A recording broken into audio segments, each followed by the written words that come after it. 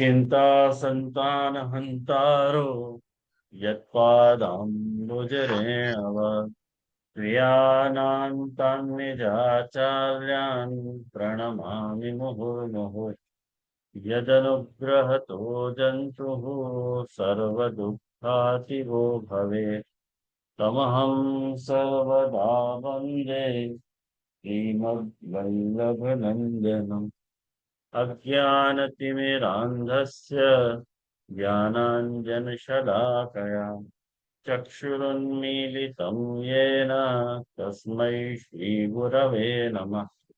नमामि हृदये शेषे लीलाक्षीराब्धिशायिनम् लक्ष्मीसहस्रलीलाभिः सेव्यमानं कलानिधिम् चतुरभिश्च चतुरभिश्च चतुरभिश्च त्रिभिस्तथा षड्भिर्विराजते योऽसौ पञ्चकाहृदये मम। आचार्यवाच प्रणमामि भाष्य निबंध इतराष्ट्रयास्ता मस्वान्तागच्छोदकापिशास्ता मदीयवाचार्यचयन् कलङ्कितम्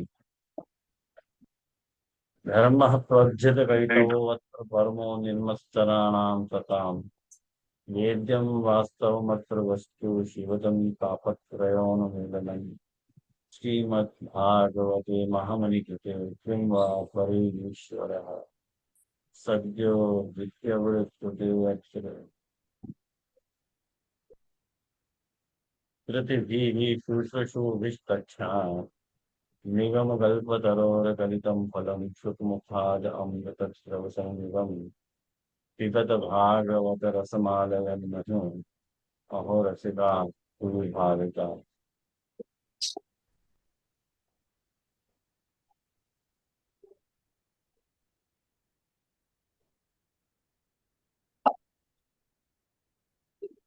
वेणुगीत के प्रसंग में आज अपन 13वां श्लोक प्रारंभ करने जा रहे हैं। 13वें श्लोक के प्रारंभ में ये बात मैं कहना चाहूंगा। सबसे पहले अपन जो है वाको अनुवाद देख लें क्या कहना है।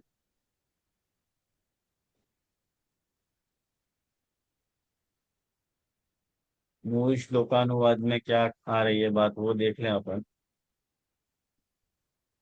उसके बाद फिर आगे बढ़ें। गावश्च कृशमुख निर्गत वेणुगीत पीयूष उत्तभित कर्ण पुटैः पिबन्त्यः श्रावाः स्नुतस्तनपयः कवलाः स्मः तस्थूर्गोविन्दमात्मने दशाश्रुकलाः स्पृशन्त्यः। ये मूल श्लोक जैसे कि अपन देख रहे हैं यहाँ पे यश को निरूपण आ रहा है और यश को निरूपण जब अपन ने देखियो वो हमें अपन देखेंगे आगे। सबसे पहले आपको मूल को जो है अन्वय अपन समझ लें।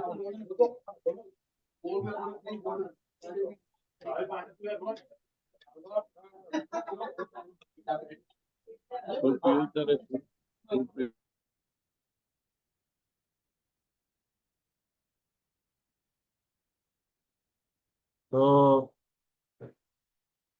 गावश्च गावः कृष्ण मुख निर्गत वेणुगीत पीयूषम उत्तभित कर्णपुटैः पिबन्त्यः। ऐसे या को अन्वय याद रख बैठे वो। गावः मतलब गाय, कृष्ण मुख निर्गत वेणुगीत पीयूषम श्री कृष्ण के मुख से निकलता भयो जो वेणुगीत रूपी अमृत है वह अमृत को उत्तभित कर्ण पुटैः कान रूपी अपने दोनों दोनान को ऊंचो करके पिबंत्य मने पान करती भई तस्थु तस्थु स्म मने स्थिर खड़ी रहे। और शावाहा माने गायन के जो बछड़ाए हैं, स्नुत स्तनपय कबलाहा माने स्तनन से जो झरतो भयो दूध है और जो ग्रास है, वो दूध और ग्रास लिए भय वो स्थिर हो जा रहे हैं, तस्थु हो माने वको ना उगल पा रहे हैं ना निगल पा रहे हैं, ऐसे हो जा रहे हैं, स्टैंड स्टिल। और दृशा मतलब ये गाय और बछड़ाएं दोनों, दृशा मतलब दृष्टि मार्ग के द्वारा गोविंदम श्री कृष्ण को आत्मनि अपनी मन में स्थापित करके, अश्रु कला मैंने अपने जो हर्ष रूपी आंसू हैं, प्रशंत्य तस्थु स्म अपने हर्ष रूपी आश्रुओं को स्पर्श करके स्थिर हो जा रही है। ये कुल मिला के मूल श्लोक को ये अन्वय है कि ठाकुर जी के यश को प्रभाव जो है इनके ऊपर पड़ रहे हो है। अपन ने देखो तो कि ठाकुर जी के महाप्रभु जी ने अपनी कारिका में बताया हो तो कि यशो यदि विमूढ़ा नाम प्रत्यक्षासक्ति वारणात् स्वधर्मम योजयेत् तेषु तदा भवति नान्यथा। तो ये बात अपन ने मूल में देखी थी। तो क्या क्या अनुवाद में अपन ने यह बात को अच्छी तरह से समझो तो कि मैंने जो प्राणी है बहुत मूढ़ हैं, मूढ़ प्राणी है, यशो यदि विमूढ़ा नाम, तो प्रत्यक्षासक्ति वारणात् मतलब उनकी प्रत्यक्ष में आसक्ति दूर करके, उनकी जा बखत भी जो भी उनको प्रत्यक्ष है, वह प्रत्यक्ष में जो भी रही भाई उनकी आसक्ति है वह को दूर करके उनको अपने धर्म में जब योजित किया जाए तब यश सिद्ध हो गए है, नहीं तो यश सिद्ध होवे नहीं। ख्याल आया ना? जैसे पशु की जो सहज आसक्ति चरवण में है, वो यदि खानो रोक दे और ठाकुर जी के धर्म में बाको यदि योजित कर दिया जाए, तो वो ठाकुर जी को यश है जो चढ़ के बोल रहे हो कि ठाकुर जी में नहीं, कहीं भी आपको आप घटा घटा के देख सको कि जा बखत कोई कोई यश अपने माथे पे चढ़ के जब बोले तो प्रत्यक्षाशक्ति को वारण हो जाएगा, वो यश को प्रमाण है। आया ना ध्यान में? ऐसे बहुत कठिन बात तो नहीं है ये इतनी, जरा थोड़ो आप लोग को वो देख के समझोगे तो आ जाएगी समझ में। अब क्या को अपन सुबोध नीति से देखें कि सुबोध नीति में श्री महाप्रभु जी अगर कैसे ले रहे हैं। आपको मेन अपन ने श्लोक देखियो, श्लोक को श्लोकार्थ देखियो, अन्वयार्थ देखियो, और क्या प्रसंग है, यश को प्रसंग है, वेणु गीत में जो रहोगे जो यश है वाकु यहाँ पे वर्णन किया जा रहा है, ये बात आप लोग ध्यान रखिए।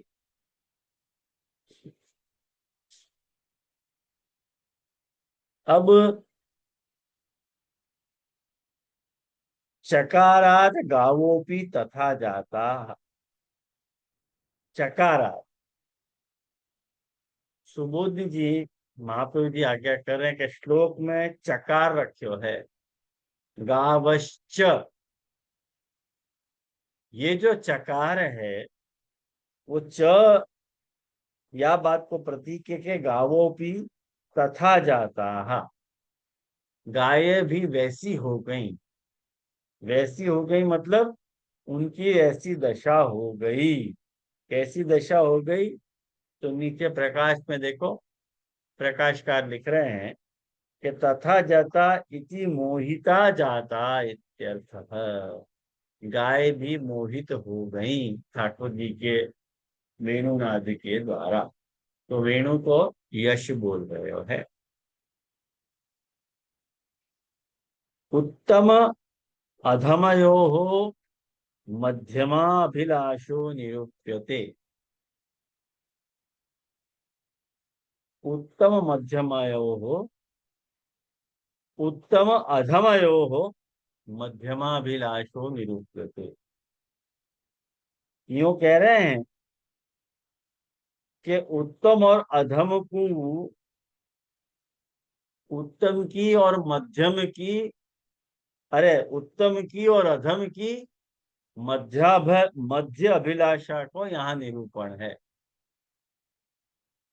तो महाप्रभु जी, अब उत्तम और अधम की मध्य अभिलाषा क्या है, ये सब क्या चक्कर है? देखो ध्यान से समझो, नीचे सब टीकाकार ने खुलासा किया है कि भाई उत्तम कौन है। तो नीचे लेख कर देखो, कह रहे हैं कि सात्विकाद उत्तमानाम तामसत्वाद अधमानाम। सीधी बात है कि उत्तम जो है वो देव स्त्रियां हैं, और अधम जो है वो गाय हैं। और मध्यम की अभिलाषा मतलब सायुज्य फल की अभिलाषा। फल तीन प्रकार के हैं: अलौकिक सामर्थ्य, सायुज्य और सेवोपयोगी देह। ऐसे तीन प्रकार के फल हैं। वामेशु इनको मध्यम अभिलाष की इच्छा है, मतलब सायुज्य फल की इच्छा है। अब सायुज्य शब्द को अर्थ क्या होगा कि सहयुनक्ति इति संयुक्त। सायुज्य शब्द को अर्थ क्या हुआ है? सहयुनक्ति इति संयोग, मतलब संग में जुड़ने को संयोग कहा जाए। और संग में जुड़े रहने को जो भाव है वो सायुज्य है ना। मतलब संयुजो भाव सायुज्यम, सह भाव गोपा नाम एवं। जैसे गोपन को जो ठाकुर जी के सखाए हैं उनको सायुज्य है। क्यों सायुज्य है? कि ठाकुर जी के साथ में रह रहे हैं, सयुजो भाव है। माने हरिराय जी, या कि सायुज्य शब्द की परिभाषा ऐसे करें कि सर्वदा संयोग रस को अनुभव करना सायुज्य है। देखो पहलो फल अलौकिक सामर्थ्य, दूसरो फल सायुज्य, और तीसरो फल सेवोपयोगी गुण। मैं खाली मध्यम अभिलाष को जो है निरूपण यहाँ कर रहा हूँ। मतलब सायुज्य नाम के फल की मीमांसा यहाँ पे कर रहा हूँ, बाकी और सुनो को मतलब नहीं है। अभी यहाँ पे प्रसंग नहीं है यहाँ लिए, वो छेड़ नहीं रहे हूँ। मैंने उदाहरण के लिए अपन ऐसे समझ सकें कि लक्ष्मी जी के साथ भगवान को जो रमण है वो सायुज्य है। कैसे सायुज्य है? कि जब भगवान को रमण अपेक्षित होए तो लक्ष्मी जी बाहर पधारे, और रमण के पश्चात पुनः स्थिति प्रभु के हृदय में होए, वो सायुज्य को उदाहरण है। तो वो अपने यहाँ जो अंतर्ग्रहगता गोपियां थी, जो रास में नहीं जा सकी, उनको सायुज्य भयो। मने प्रभु में सायुज्य भयो उनको। मने वो कैसे सायुज्य भयो? प्रभु में समा गई। और जब भी अपने यहाँ सायुज्य को निरूपण या तरह से किया जाए, लक्ष्मी जैसे ही कि अंदर स्थिति हुआ है, लेकिन जब रमण इच्छा हुआ है तब उनको बाहर प्रकट कर के साथ रमण आदि क्रिया होए, और वाक्य बाद पुनः उनको अंदर पधरा लियो जाए। ये सायुज्य को प्रकार है। और अलौकिक सामर्थ्य क्या है? अलौकिक सामर्थ्य को अर्थ है कि देह को नवीनीकरण। ख्याल में आयो? देह को जो नवीनीकरण है वो अलौकिक सामर्थ्य है। और जो नव तनु है वो सेवोपयोगी देह है। या और बीच को जो है वो सायुज्य हो, यानी आपको मध्यम अभिलाष कहो जा रहे हो है।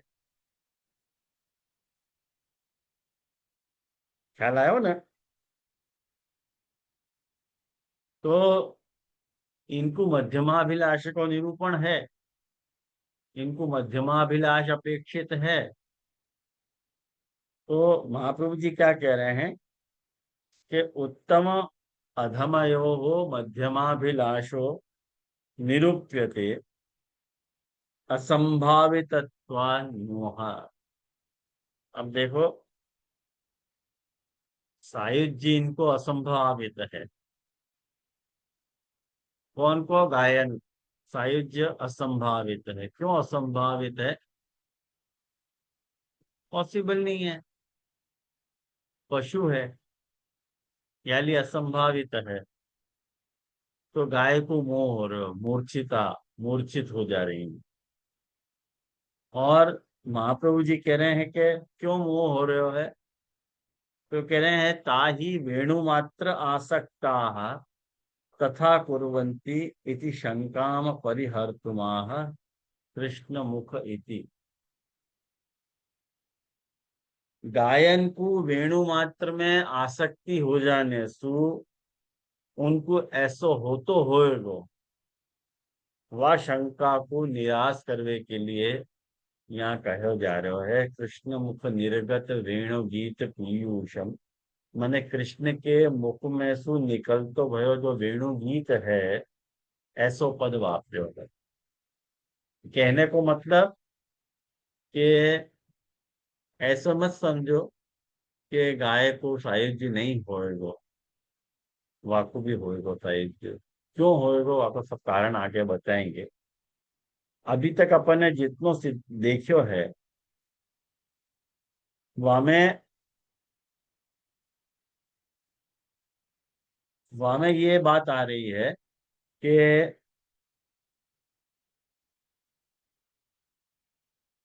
गाय जो है पशु होने के कारण वो ठाकुर जी के द्वारा करे भय वेणुनाद को कैसे जान सके? पशु है, वाको कहाँ इतनी समझ है कि प्रभु को वेणुनाद हो रहे हो वो सुन रही नहीं। ये शंका हो रही है। वो शंका कोई न करे करके यहाँ पे गोपीजन कह रही है कि कृष्ण मुख निर्गत यद वेणु गीतन। अरे भाई, शंका नहीं हो रही है, उनको वास्तव में कृष्ण के मुखारविंद सु जो वेणुनाद प्रकट भयो वाकु सुन रही हैं ये। और वाक्य कारण ये मोह को प्राप्त हो रही है, आसक्त हो रही है वेणु के नाद में, और ठाकुर जी को अपने हृदय में धारण कर रही हैं। ये श्लोक को संबंध है। कारण कि गाय की भी प्रत्यक्षाशक्ति को वारण हो रहे हो है। गाय घास नहीं खा रही है और बछड़ाएं जो हैं वो दूध नहीं पी रहे हैं। सब ऐसे ही स्रवित हो रहे हो है। क्यों स्रवित हो रहे हो है? कृष्ण के मुख सु निकल तो भयो वेणु गीत रूपी अमृत को श्रवण करके वाकु अंदर धारण कर रही हैं करके।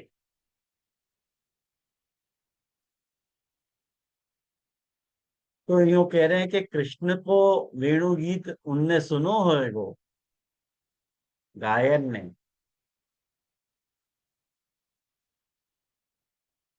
ये कैसे तुमको पता चल?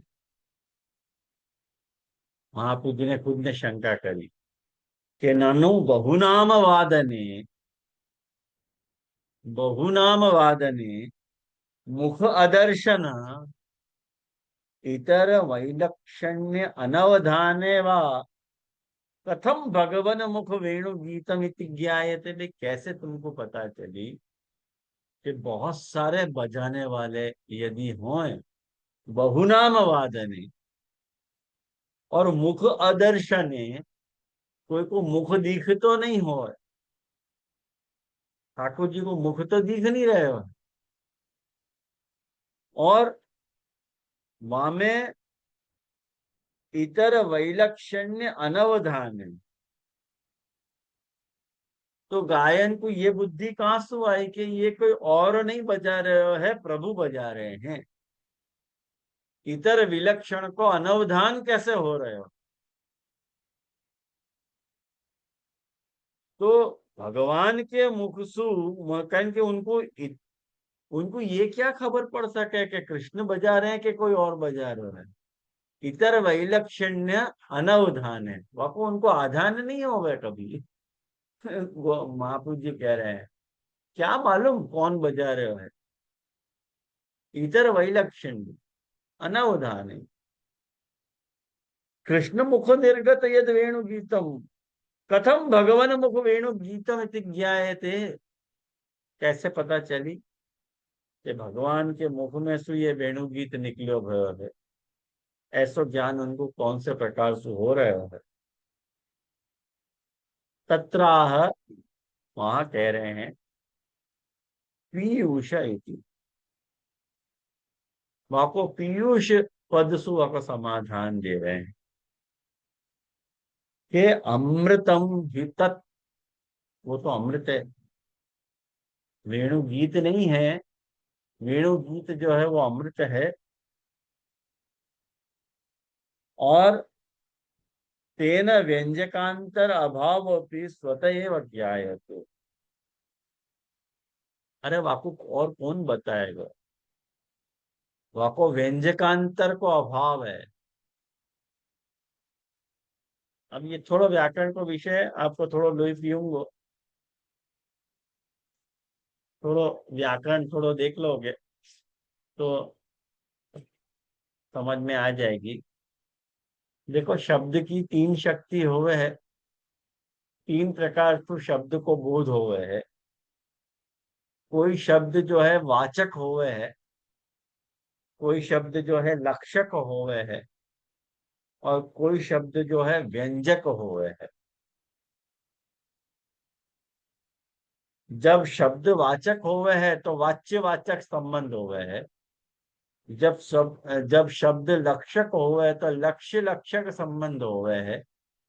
और जब शब्द व्यंजक होवे है तो व्यंग व्यंगात्मक व्यंजक संबंध होवे है। व्यंग्य और व्यंजक संबंध होवे है। माने कोई वस्तु व्यंग है, वाको वो व्यंजक है। कोई वस्तु लक्ष्य है, वाको वो शब्द लक्षक है। कोई वस्तु वाच्य है, कहने लायक है, वाको वो शब्द वाचक बने हैं। सरल भाषा में या कोई ऐसे समझो कि जैसो मुख्य अर्थ जो होवे है, लोक प्रचलित अर्थ जो होवे है, वाकु वाचक कहा जाए, वो व्यंजक नहीं है। लोक प्रचलित अर्थ या मुख्य अर्थ को वाचक कहे। जैसे उदाहरण के लिए मैं कहूं कि सीता गीत गा रही है, सीधी सी बात है कि भाई कोई सीता नाम की लड़की है और वो गीत गा रही है, खत्म बात। तो हमें और कोई बात देखने को तो कोई प्रयोजन ही नहीं है ना। समझ में आयो? सीधो वाच्य वाचक संबंध है, या शब्द सु वो लड़की वाच्य है, सीता नाम की लड़की वाच्य है, वाकु कहो जा रहे हो। जब लक्षक होवे है तो लक्षक अपन कब वापरे कि जो मुख्य अर्थ से संबंधित होवे। लक्षक कौन को कहे कि जो मुख्य अर्थ से संबंधित होवे लेकिन भिन्न अर्थ होवे, वाकु अपन लक्षक क्या है।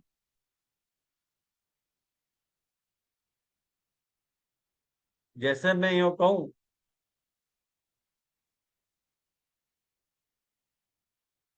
कि दूध पीता बच्चा,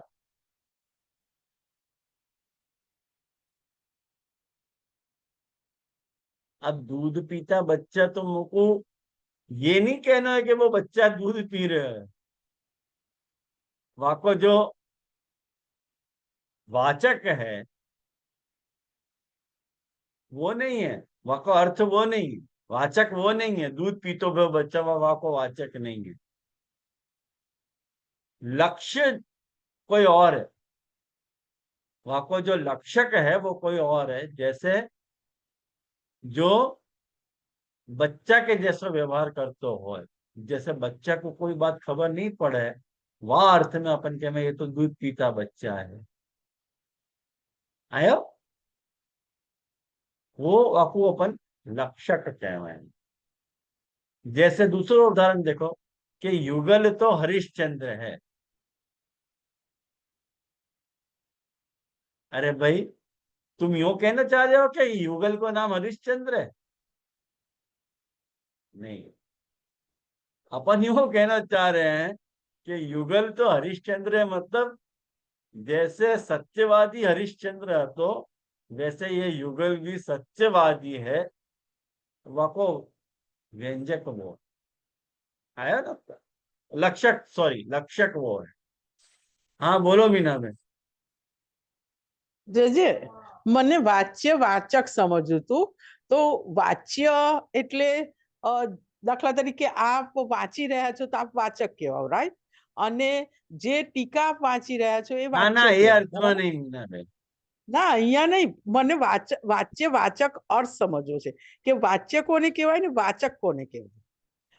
વાચ્ય એટલે, વાચક એટલે જે શબ્દથી, જે શબ્દથી જે વસ્તુને તમે કહેવા માંગો છો એને બતાવનાર જે શબ્દ છે એ વાચક છે, અને જેને બતાવવામાં આવી રહ્યું છે એ વાચ્ય છે। બરાબર, સમજાઈ ખ્યાલમાં આવ્યો? ગયું. જેવી રીતે હા હા, આ લેપટોપ, આ આઈપેડ છે, તો આઈપેડ છે જે છે આ વસ્તુનો વાચક છે, અને આઈપેડ વાચ્ય છે। એટલે આઈપેડ વાચ્ય છે અને આઈપેડ વાચ્ય છે, આ બતાવનારું એ વાચક વસ્તુ જે, છે. હા, વસ્તુ જે છે આ વસ્તુ વાચ્ય છે, હા, અને એનો વાચક આઈપેડ શબ્દ છે। આઈપેડ શબ્દ. આવ્યું ધ્યાનમાં? હા હા, જેવી રીતે આ સ્ટડી લેમ્પ છે, તો જે દેખાઈ રહ્યું છે એ જ અર્થ છે। આ સ્ટડી લેમ્પ ને હું કહેવા માંગુ છું કે આ શું છે, તો આ વસ્તુનો વાચક નાઇટ લેમ્પ થયું। નાઇટ લેમ્પ આ વસ્તુનો વાચક શબ્દ છે। અને વાચ્ય એમાં શું થશે? વાચ્ય નાઇટ લેમ્પ, અને વાચક એના એટલે વસ્તુ વાચ્ય છે, વસ્તુ, જે વસ્તુ. વસ્તુને તમે કહેવા માંગો છો એ વાચ્ય છે। અને જે જે બોલી રહ્યો છે એ વાચક નહીં, પણ એ વસ્તુ જ પાછી વાચક પણ થાય છે. હા, બધો હું કન્ફ્યુઝ જ રહું એ છું, વસ્તુ કારણ કે શું આપણે છે, વારે ઘડી. એ વસ્તુ શું છે જો તમે બતાવવા માંગી રહ્યા છો, એ એને વાચક કહેવાય। એને કયા શબ્દથી ઓળખાય એ એનો એટલે વાચક છે। શબ્દ છે તે વાચક છે, જે શબ્દ શબ્દથી જે આપણે છે એને વાચક ઓળખાવી છે, રહ્યા છીએ એ વાચક છે, અને જે શબ્દ, પદાર્થ છે તે વાચ્ય છે. પદાર્થ જે છે એ વાચ્ય છે। બરાબર બરાબર, આવ્યું ધ્યાનમાં? हाँ जी जी, આવ્યું આવ્યું. तो जैसे अपन लक्षक समझ रहे थे,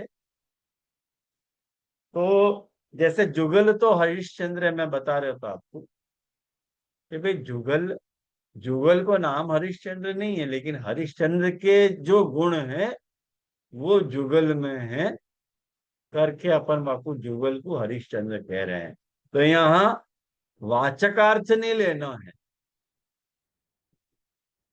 यहाँ पे लक्षकार्थ लेना। वास्तु जो जो जा चीज को लक्ष्य करके बताया जा रहा है वह शब्द को अर्थ लक्षक है। और अब अपन आमे व्यंजक, जहां से ये महाप्रभु जी ने व्यंजक शब्द उठाया। व्यंजक काय को कहना है? सीधी सी बात समझो कि मुख्य अर्थ के अतिरिक्त, मुख्य अर्थ के अतिरिक्त जो संदर्भ या परिस्थिति पे निर्भर करे, संदर्भ पे निश्चित मने नक्की कर होवे या परिस्थिति पे निर्भर होवे, वाकु अपन व्यंजक, व्यंजक कहो जाए कि ये चीज वा चीज को व्यंजक है। जैसे मैं यो कहूं कि 9:30 बज गए हैं, मतलब मैं ये टाइम थोड़ी बताना चाह रहा हूँ कि 9:30 बज गए हैं। मैं कहना चाह रहा हूँ कि क्लास को समय हो गया है। वाकई लिए मैं कह रहा हूँ कि भाई 9:30 बज गए हैं। वास्तु व्यंग क्या हो रहा है कि भाई क्लास में जुड़ना चाहिए, ये व्यंगार्थ है। 9:30 बज गए हैं, वो या चीज को व्यंजक है कि क्लास में जुड़ने चाहिए। जैसे एक बात समझो, एक बहुत आपको एक शब्दन को खेल बताऊं तो आपको जरा मजा आएगी। जैसे कौवा उड़ता आकाश में, मगर रहता कहाँ।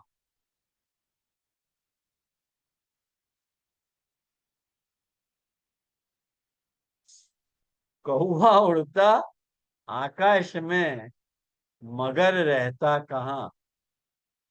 अब यहाँ पे, अब देखो वाकई व्यंजक कितने हो सके। मगर को अर्थ लेकिन भी हो सके। भाई कौवा तो आकाश में रह रहे, लेकिन रह कहाँ रहे हो है, ऐसे भी एक अर्थ हो सके। लेकिन ऐसे भी हो सके कि कौवा उड़ता आकाश में लेकिन मगरमच्छ कहाँ रहे हुए, ऐसे भी तो हो सके कि नहीं हो सके। कौवा उड़ता आकाश में मगर रहता कहाँ, ऐसे भी अर्थ हो सके। एक और वाक्य देखो तो तुमको व्यंजक ख्याल आएगा। आग में जल जाने से क्या होता है।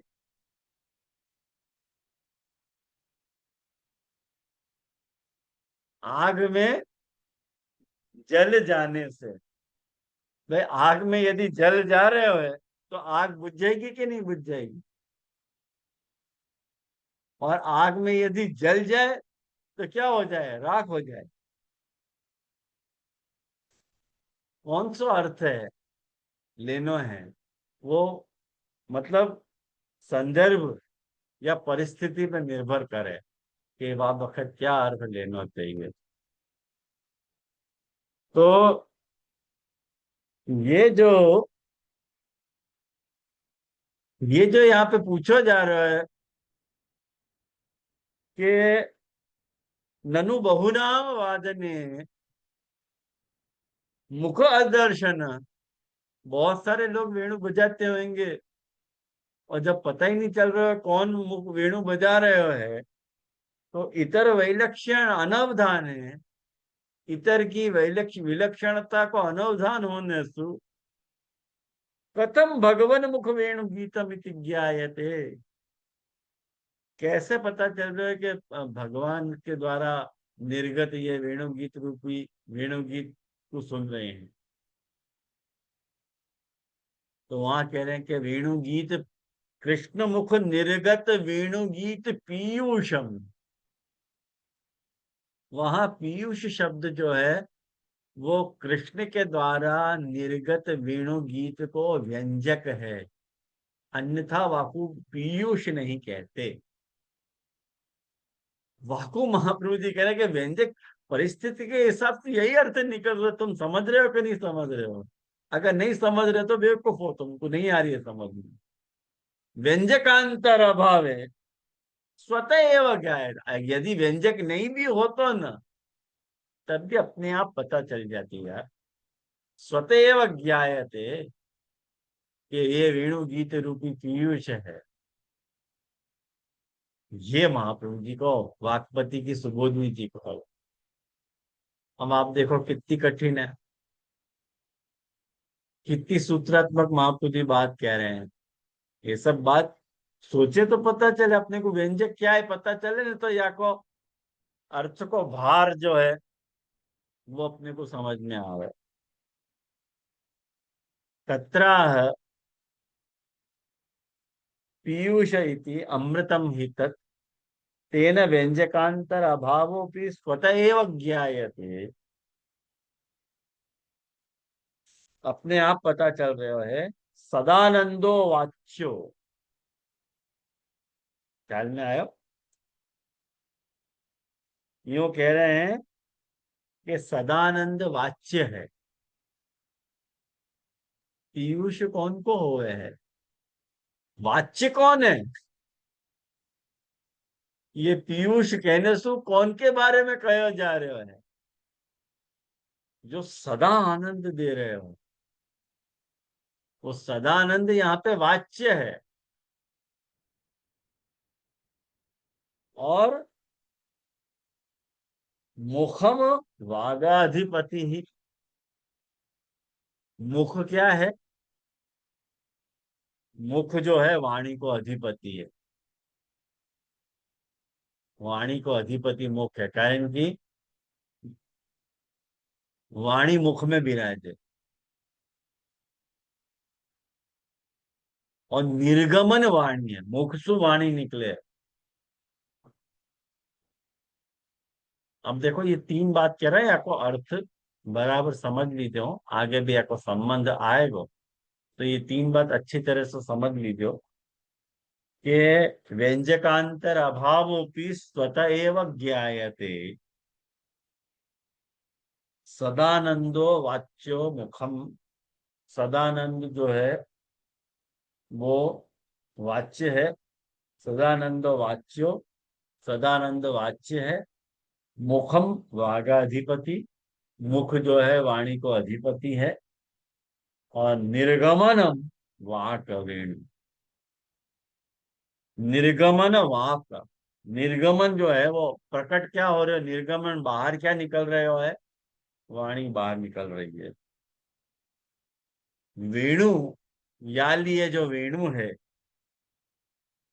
इतर विस्मारको, वो इतर की विस्मारक है, सब कुछ भुला दे रही है।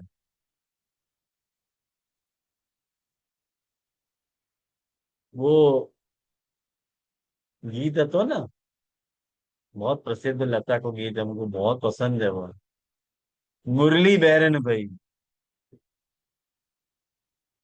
मुरली बैरन भाई, वो गीत बहुत सुंदर है। देखो हमें यही बात है कि वो मुरली जो है इतर सबको विस्मारक है। जा काम सु जामे, वह काम को भुला दे और अपने स्वधर्म में वह को योजित करे। वह को वेणु गीत को जो धर्म है वहां में वह को वो योजित कर ले, वो पीती भाई, वह अमृत को पीती भाई खड़ी हो जाए। वेणु गीत की सामर्थ्य है ये। हाँ। वाच्यो मुखम वागाधिपति निर्गमनम वाक वेणु इतर विस्मारको गीत षड गुणात्मकम। गीत कैसो है?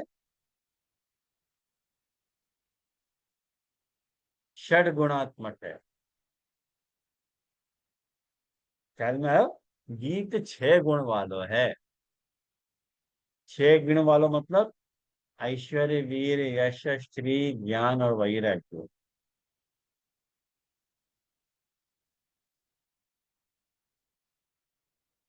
अतः सर्वा सामग्रीम वक्तुम एतावदुक्तम, सारी सामग्री को कहने के लिए ये सर्व पद रखो है ना। ये सब पद कहें, कौन से सब पद कहें? कि कृष्ण मुख, निर्गत वेणु गीत पीयूष, या इतने सारे जो शब्द कहे गए हैं वो यह बात को कहने के लिए रखे गए हैं। नहीं तो कृष्ण गीत पीयूष इतना ही कहते, कृष्ण गीत पीयूष इतना ही कहते, कृष्ण मुख निर्गत वेणु गीत पीयूषम इतनो कहो, कृष्ण गीत पीयूष नहीं कहो। वो यह बात को कहने के लिए देखो प्रकार और भी देखेंगे अपन। इतर गीत पीयूष निवृत्त्यर्थम कर्णानाम उत्तंभनम। दूसरो जो गीत रूपी पीयूष है, अन्य जो भी है वाक्य अलावा, वाको निवृत्त करने के लिए, क्योंकि वे और कोई को ध्यान से नहीं सुन रही है, खाली वाह वेणु गीत रूपी जो पीयूष है वाको सुन रही है। समझ में आना चाहिए ना, तब तो सुने। और एक बात समझो, कान ऊंचो करके सुने। अपने को कोई चीज नहीं समझ में आवे ना, तो अपने को नींद आओ, और सबसे पहले अपन को ऐसे हो है। ऐसा कुछ भी नहीं हो रहा है। ये जो कान रूपी पड़िया है, जाको गुजराती में पड़िया कह रहे हो, दोना है, वह को ऊंचो करके सुन रही है। कहेंगे पात्र है, वह पात्र को सुन ना सके, वाके लिए पढ़िया दियो है ठाकुर जी ने। कह लिए उत्तभित कर्ण पुटई ही पिबंत।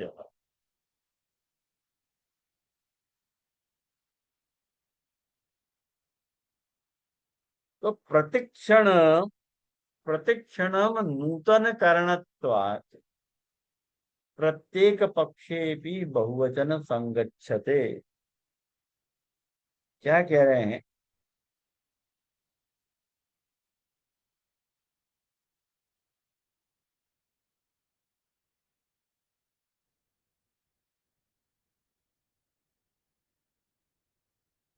कर्णानाम प्रतिक्षणम नूतन कारणत्वात्, वो प्रतिक्षण जो है, माने जा बखत वेणु गीत रूपी अमृत को वो श्रवण कर रही हैं गायें, तो प्रतिक्षण जो है नए कान है।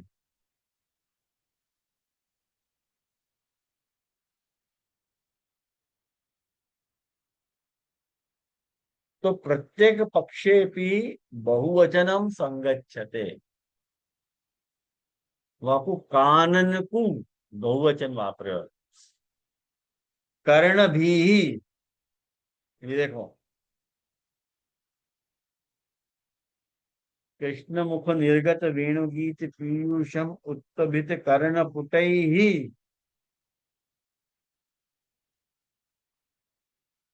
तो उत्तभित कर्ण पुटई ही में कान के लिए बहुवचन वापरे। तो पुट शब्देन तदर्थमेव कर्ण संपादितम इति ज्ञापितम। मतलब यूं कह रहे हैं कि वो अमृत को पान करने के लिए ही वो कर्ण संपादित करे भय हैं, ऐसे अर्थ समझ। तो गायन, ठाकुर जी को गाय बहुत प्रिय है। आगे टीकाकार बता रहे हैं कि भाई गायन को इतना महात्म्य क्यों बता रहे हो, कि ठाकुर जी गोविंद है ना, गायन के इंद्र है। तो गायन को आ प्रकार के कर्ण दिए गए। नहीं पर्ण पुटे पुनः कार्यांतरम भवति। ये जो कान है, कान रूपी दोनाएं हैं, वह तो कोई दूसरा कान नहीं होगा। ये गाय कृष्ण के लिए है। वो हर एक क्षण जो है नूतन रस को बोध करो। काल में आयो प्रतिक्षणम चषकादि तुम चषकादिकम तु बहु अर्थम बहे। माने क्या कह रहे हैं? चषक, चषक को अर्थ क्या होगा खबर है? चषक मतलब चमचा।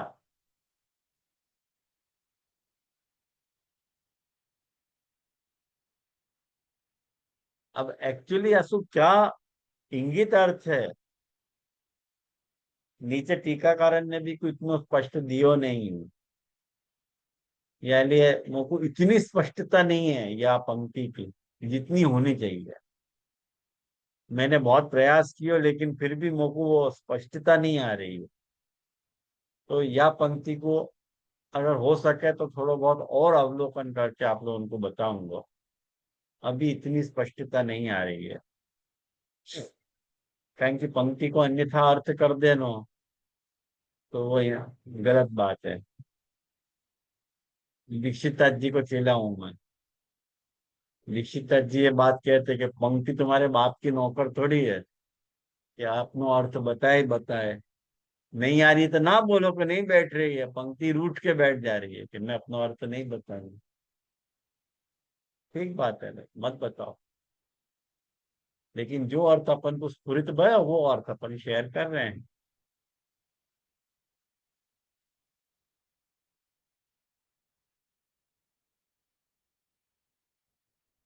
जो कह रहे हैं कि चषकादिकम तो बहु अर्थम भवे, जैसे एक जो अर्थ स्फुरित मोकू हो रहे है वो मैं आपके साथ शेयर कर रहा हूँ। जैसे अपने को कोई चीज को पान करना हो तो चम्मच लगे कि नहीं, चम्मच तो अपन पिए ना। ऐसे गायन को कुछ चीज पान करनी हो तो वो उनके लिए कान है। कर्ण द्वारा भी तो अपन पान करें, ऐसा थोड़ी है अपन, ये अच्छी अच्छी तरह से अपन जाने हैं तो मुंह द्वारा ही पान हो ऐसा नहीं है, कर्ण द्वारा भी पान हो गए। तो चषकादिकम तो बहुअर्थम बहे, लेकिन चम्मच तो खाली पियो ही जा सके ऐसा तो नहीं है, और भी चम्मच तो काम हो सके है। लेकिन कुटानाम बहवत बहुत्वम प्रतिक्षणम नूतन रसताम बोधयति, व्यवस्था तो पूर्वोक्त ये पंक्ति जो है नहीं लगी। पहली पंक्ति लग गई लेकिन ये दूसरी पंक्ति नहीं लगी। क्यों कह रहे हैं व्यवस्था तो पहले कही भाई वही व्यवस्था समझनी, लेकिन क्या क्या कहना चाह रहे हैं आशय खबर नहीं पड़, नीचे टीकाकारण को भी आशय मुझको स्पष्ट नहीं है। मैं और देख के आपको आप लोगों को बताऊंगा क्या कहना चाह रहे हैं। शावा, जो शावा महापुरुष जी आज्ञा कर रहे हैं, शावा को अर्थ कह रहे हैं बालका, हरिणी आदि नाम अन्य जीवा नाम व गवामेव वा अति बालका घोषेवा। शावा मतलब बालकें, बहुवचन है। मतलब हिरण्यन के बालक, हिरण्यन के बालक अथवा दूसरे जीवन के बालक अथवा गायकन के अथवा गोकुल के अति बालक, कोई भी बालक क्यों कह दें, बालक तो कोई भी बालक ले लो, उन सबन की जो प्रत्यक्ष आसक्ति है जाभी वस्तु में, वो प्रत्यक्ष में आसक्ति को वारण हो रहे है वेणु गीत के पान के द्वारा।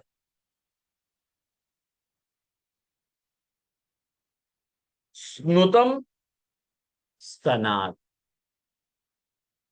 स्नुतम स्तनात मतलब स्तनात मतलब स्तन में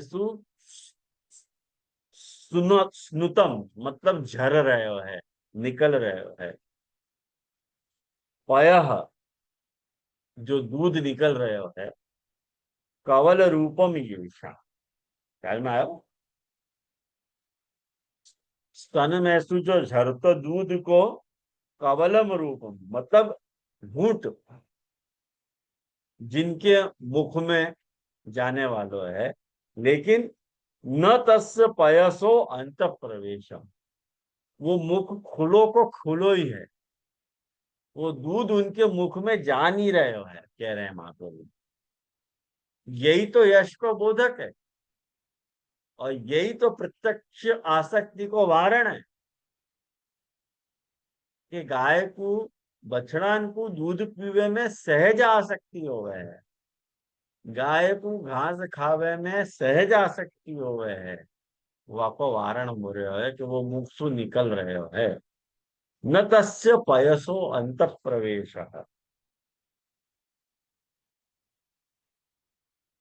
इदम संदिग्धम।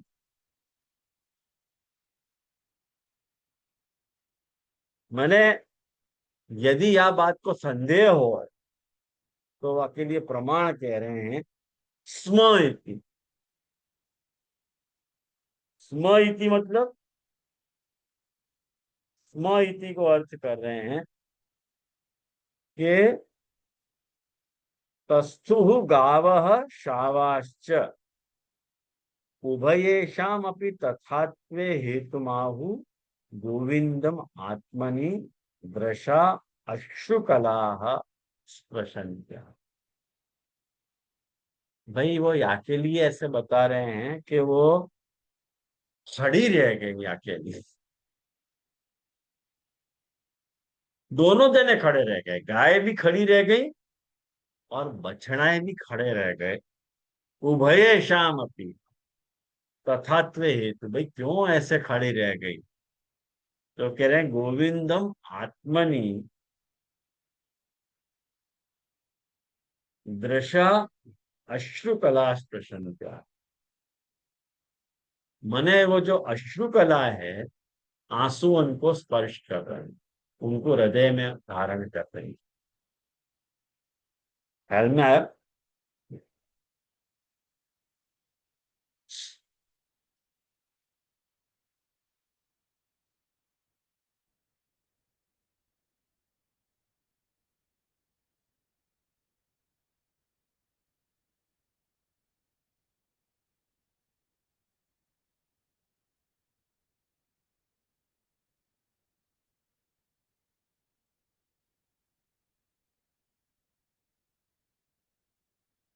यूं कह रहे हैं कि तासाम न बहिसंवेदना यतो अंतर भगवंतम स्पशन्ति तत्रापि दृशावत् तच्चक्षुषा भगवंतम स्पशन्त्य इति न भावना मात्रम किंतु आविर्भूतम इति ख्यापितम।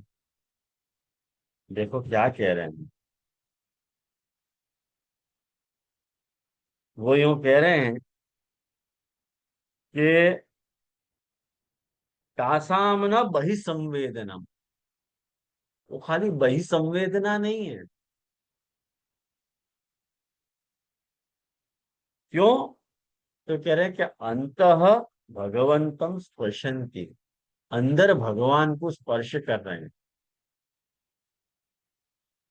ये जब अपन या पंक्ति को नीचे मतलब लेखकार ने खुलासा किया है और योजनाकार ने भी खुलासा किया है, वाको अपन अगली बार पढ़ेंगे तब पता चलेगा। लेकिन जो महाप्रभु जी कह रहे हैं, वाको आज अपन अच्छी तरह से समझ लेंगे महाप्रभु जी सुबोध जी में क्या आज्ञा कर रहे हैं।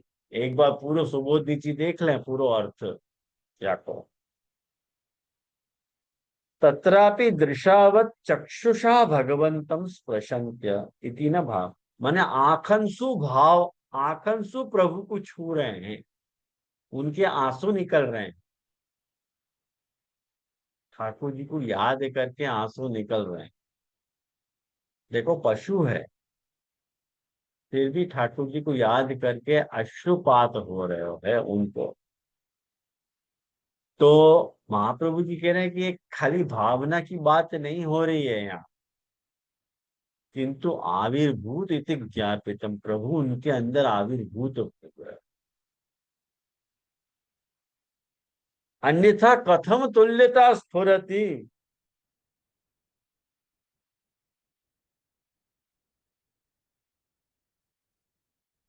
नहीं तो तुल्यता कैसे पता चली तुमको? यूं कह रहे हैं, तुल्यता तो पता ही नहीं चले ना। हर अपने हर्ष रूपी आंसुओं को स्पर्श करके स्थिर हो जा रही हैं। बहि ही अदर्शने हेतु अश्रुकला इति अश्रुणाम कलाम यासाम गोविंद पतम गवाम हृदय आविर्भाव दोषा भावार्थम यतो अयम तेषाम एव इंद्र। यहाँ महाप्रभु जी की सुबोध उनकी पूरी हो जाए। महाप्रभु जी कह रहे हैं कि बाहर वो तुमको दिख नहीं रहे हो आपके आंसू, लेकिन अंदर भगवान को स्पर्श कर रही हैं। और उनके लिए गोविंद पद जो लिखो है वो बराबर ही लिखो है कि गोविंदम आत्मनि दृशा अश्रु कलाश प्रशंत्य। जो शुरुआत में अपन ने अर्थ नहीं देखे हो, मैंने आपको जो मूलार्थ बताया, मूलार्थ बताया ना आपको, वह मूलार्थ में यही तो बात थी।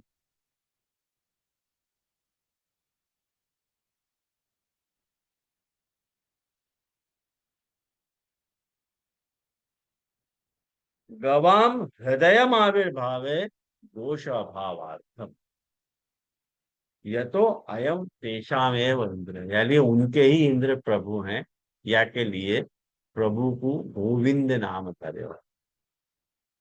तो हीन जो अधम है पशु, उनमें भगवद आविर्भाव की भावना दोष रूप नहीं है, ये सिद्ध करने के लिए गोविंद पद आयो है। ऐसे लेखकार नीचे बता रहे हैं, वो अपन उनके ही शब्दन में अगली बार देखेंगे। तो जहां जहां भी डिफिकल्टी है वह को अपन अपन लेखकार और योजनाकार के माध्यम से वह को समझने का प्रयास करेंगे। तो आज अपन ने खाली मूल अर्थ और बाकी ऊपर जो सुबोध जी को जो वचन है वो समझिए। अगली बार उनमें रहे गए जो कठिनांश हैं उनको अपन देखें। हाँ बोल मित्र। धन्यवाद मैम। जे एक और दो क्वेश्चन थे। पहला क्वेश्चन जे यहाँ में स्त्री की आसक्ति को निरूपण आयो है, तो स्त्री की आसक्ति मतलब सिर्फ गोपीजन को समझ, क्योंकि ये सारी चीज गोपीजन ही कह रहे हैं, जो वनस्थ या ब्रजस्थ गोपीजन थे वो समझना हो, कि फिर जैसे हरिणी गाय देव स्त्रिया वो सभी को भी समझना, मतलब वो स्त्री में मतलब, क्योंकि ये भी सब स्त्री स्वरूप ही आ रही है, कहीं मतलब हरण को उल्लेख नहीं आ रहा है, बैल को उल्लेख नहीं आ रहा है, गाय को उल्लेख आ रहा है, मतलब स्त्री जो स्त्री जन जनरल है वही कैटेगरी आ रही है, तो वो कैसे समझना स्त्री की आसक्ति, मतलब वो एक क्वेश्चन है तो ये। स्त्रीन की आसक्ति को वर्णन जो आ रहा है ना मिथुन, हाँ, वो गोपीजनन तक ही सीमित रखना चाहिए। गोपी जन समझ, मतलब ये हरिण, क्योंकि उनको भी तो ये मतलब क्योंकि आसक्ति होती। उनको जो अनुभव हो रहा है हम्म। वो शेयर कर रही है। हाँ, वही, क्योंकि वो थोड़ा कंफ्यूजन हो गए तो, क्योंकि ये सभी स्त्रियां स्वरूपी है, हरिणी है, गाय है, या फिर देव स्त्रियां है। और ये दूसरा क्वेश्चन ये है तो, कि जैसे हरिणी और गाय दोनों में मतलब वो प्रभु को मतलब देख रहे हैं, या वेणु गीत से वो मूर्छा पा रही है, तो जो निरूपण की हो, तो पहले वाले में जैसे जो हरिणी थी, वहां में सिंस उन्होंने मतलब वो देखो और प्रभु ने उनको ब्रह्मानंद की प्राप्ति करवा दी, इसीलिए वो ऐश्वर्य गुण आ रहे हैं। और यहाँ पर वेणु गीत सुन के जैसे कोई मतलब कोई बड़े सेलिब्रिटी रहे और अपन मंत्रमुग्ध हो जावे, वो हो रहे हो, इसके लिए यश को वर्णन आ रहे हो, वैसा समझना कि और कोई चीज समझने की क्यों, बस मतलब यही वही वही तरह से हाईलाइटिंग समझ, पार्ट है ना, वही हाईलाइटिंग वो पार्ट है। हाईलाइट। और देव देख, स्त्रिया में अलौकिक काम हो उसके लिए, वहां में वीर आयो, वहां में भी आयो। यहाँ में यश आ रहे है। तो वेणु षडगुणात्मिका है, या कुछ सिद्ध कर रहे हैं ना अपन। बरोबर है जी। तो यश धर्म कैसे प्रवृत्त हो रहे है कि महाप्रभु जी ने बताया कि यशो यदि विमूढ़ा नाम प्रत्यक्षाशक्ति वारणा। तो आपको प्रत्यक्षाशक्ति को वारण होना चाहिए तो यश है, नहीं तो यश नहीं है। यश नहीं है। तो प्रत्यक्षाशक्ति को वारण दिखाओ तुम। तो कैसे वारण दिखाओ कि घास नहीं चल रहे, मुंह खुलो बे, घास नहीं खा रही है, स्तन में से दूध बह के जा रहे है और बछड़े दूध नहीं पी रहे हैं। दूध नहीं पी रहे हैं। तो ये प्रत्यक्ष में आसक्ति को वारण बताया, ये यश। कहें कि वो अमृत को पी रही हैं गाय बरोबर। और बछड़ाएं। तो यानी इनडायरेक्टली वैसे। या की लौकिक घास की और बाकी जरूरत नहीं है दूध की, बराबर है वो जी। अमृत को ही पान कर रही हैं। हम उसको ही पान करें। पर जैसे फिर इनको भी तो आसक्ति हो ही रही है ना, गायन को हरिणी को भी तो हो ही रही है हो ना। ही रही है, पर अपन को संदर्भ गोपीजन को लेना। संदर्भ गोपीजन को लो। वो कह रहे हैं कि देखो ये वेणु कितनी कमाल की है, गोपिका ये बता रही है कि हम पे ही असर कर रही है, ऐसा नहीं है। ये देखो, ये वेणु याचियों पर भी असर कर रही है। तो महाप्रभु जी ये बता रहे हैं कि नहीं, ये वेणु को षड्गुणात्मक वर्णन आ रहे है करके वो बता रहे हैं कि पीठिका बताई, संयोग और विप्रयोग बताया, और उसके बाद षड गीत, वेणु गीत को षड्गुण धर्म। षड धर्म बता रहे हैं। ऐसे ही आपको धन्यवाद, लोचित। धन्यवाद, समझ में आया। हाँ बोलो आनंद जी, क्या प्रश्न? આજે જે દંડવત પ્રણામ, ये तो आपने तो ये चषक आदि नाम कहो ना, जो चम्मच कहो ना, तो गूगल तो आपको ये प्याला कह रहे हो। है? प्याला प्याला ग्लास, गूगल में प्याला हाँ आवे। हाँ, आपको चम्मच भी अर्थ है। नहीं ना, मैं क्यों कह रहा हूँ कि भाई वो जैसे कर्णपूट में जैसे दोना में जैसे रस भरियो जाए, यो प्याला में भी भरियो जाए ना, तो प्याला तो मैं तो भर सके, चम्मच में नहीं भर सके। या एंगल से मैं कह रहा हूँ, नहीं नहीं, भर सके, क्यों नहीं भर सके चम्मच में? तो बहुत लिमिटेड आवे ना। कोई को कटोरी सु पीनो भाव है, कोई को चम्मच सु पीनो भाव है। नहीं भाव है का? भावे ना, क्यों नहीं भावे, लेकिन वाक्य में लिए फिर दो पात्र हो गए ना, फिर एक चम्मच भी हो गया, एक कटोरा भी हो गया। चषक दोनों को अर्थ को रिप्रेजेंट कर रहा है। अच्छा, ओके। हाँ, चषक को एक अर्थ नहीं है। आप कोश में अच्छा, देखिए जाके, ये गूगल से कंसल्ट मत करो। नहीं नहीं, ठीक है। कोश कोश को अर्थ देखो, तो वहां में चषक को अर्थ क्या बता रहे हो वो देखो। ठीक है, ठीक है, चलिए। हाँ जी, धन्यवाद प्रणाम। तो अपन यहाँ रखें, तो आश्रय का पद करें अपन। दृढ़ चरणन के रो भरोसो, दृढ़ चरणन के, श्री वल्लभ नख चंद्र छटा बिन, सब जग माज अंधेरो भरोसो, दृढ़ चरणन के। साधन और नहीं आकरी में, जासो हो या निवेरो, सूर कहा कहे दिव्य दरो, बिना मोल को चेरो भरोसो, दृढ़ चरणन के। धन्यवाद प्रणाम।